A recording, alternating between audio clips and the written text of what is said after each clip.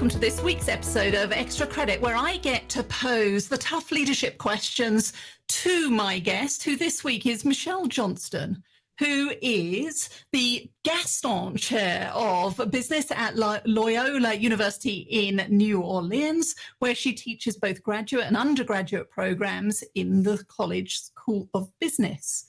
So let's go with a starter for 10 then, Michelle. A great leader is one who? A great leader is one who spends time connecting. Oh, and one thing you wish students entering into your programs knew from the get-go? That a lot of success is just showing up. Just show up. Bring your full self. Be present. Just show up. What role have relationships played in your success?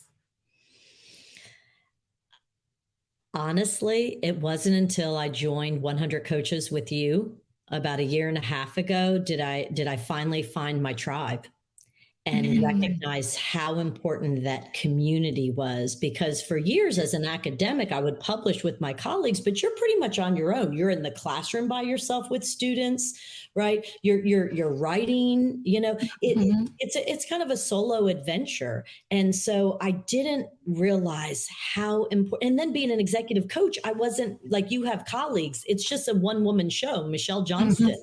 In New Orleans, I don't even know who my competition is. Like, I don't even know who else does what I do. I've just been trucking along. And it wasn't until 100 Coaches that I truly realized it was like, whoa, the value of community and relationships.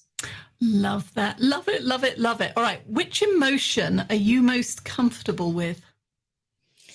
Expressing emotions. I think I'm really comfortable. Yeah.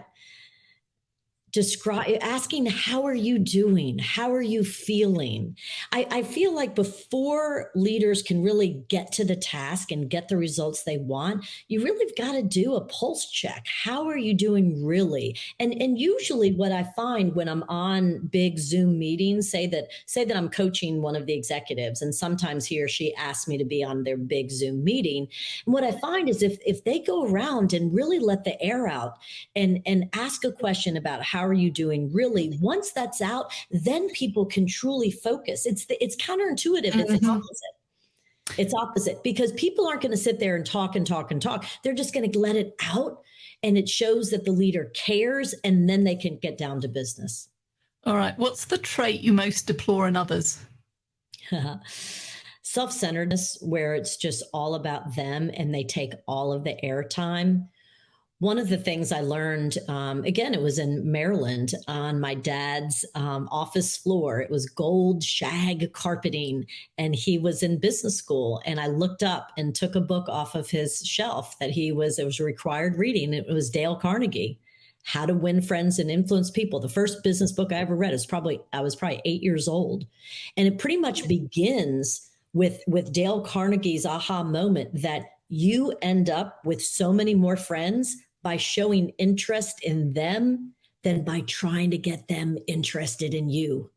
It drives me crazy when people, it's all about them and them telling stories and talking all the time, and they're not trying to learn or get to know others. So one other tip then that allows us to connect with compassion with others. What can we do? Yeah, embed the time in your operating rhythm.